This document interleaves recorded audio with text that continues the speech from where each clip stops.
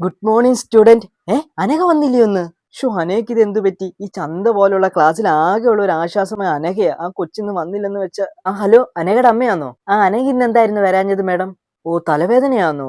അതിപ്പോ എന്നും ഇരുന്നിങ്ങനെ ഈ ഉറക്കമൊക്കെ ഒഴിഞ്ഞിരുന്ന് പഠിക്കുന്നോണ്ടായിരിക്കും. ആ പാവം കുട്ടി ഇവിടെ വന്നാലും അങ്ങ് എപ്പോഴും പഠിത്തമാണെന്നേ.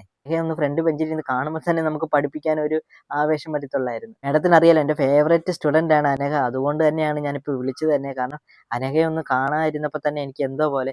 അപ്പൊ എന്തുവായാലും ഇന്നും നാളെയും റെസ്റ്റ് എടുത്തിട്ട് നാളെ കഴിഞ്ഞ് വരാൻ അനഘയോടൊന്ന് പറയണേ മാഡം. ശരി മാഡം. അപ്പൊ കുട്ടികളെ, നമ്മുടെ അനഘയ്ക്ക് തലവേദനയാണ്. അത് കാരണം അനഘയ്ക്ക് ഇന്ന് വരാൻ പറ്റുന്നില്ലെന്നാണ് അവളെ അമ്മ പറഞ്ഞത്. അപ്പൊ നമ്മുടെ പൊന്നോമനിയായ അനഘമോളുടെ ആ തലവേദന മാറാനെ കൊണ്ട് എല്ലാവരും കുറച്ചു നേരം ഒന്ന് ദൈവത്തോടൊന്ന് പ്രാർത്ഥിക്കാവോ? ഈശ്വര, എന്റെ പൊന്നുമോളുടെ തലവേദന മാറണേ.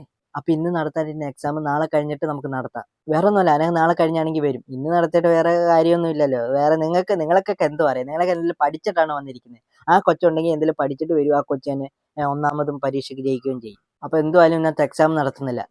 അവന്റെ സന്തോഷം കണ്ടില്ല അത് പറഞ്ഞപ്പോ. ഇതാ അനഘമോൾ ഉണ്ടായിരുന്നു. ഇപ്പൊ ആ കൊച്ചവിടെ നിന്ന് വിഷമിച്ചേനെ. ഇതാ നിങ്ങളെ എനിക്ക് കാര്യമായിട്ട് നോക്കാൻ എനിക്ക് ഇഷ്ടമല്ലാത്തത്.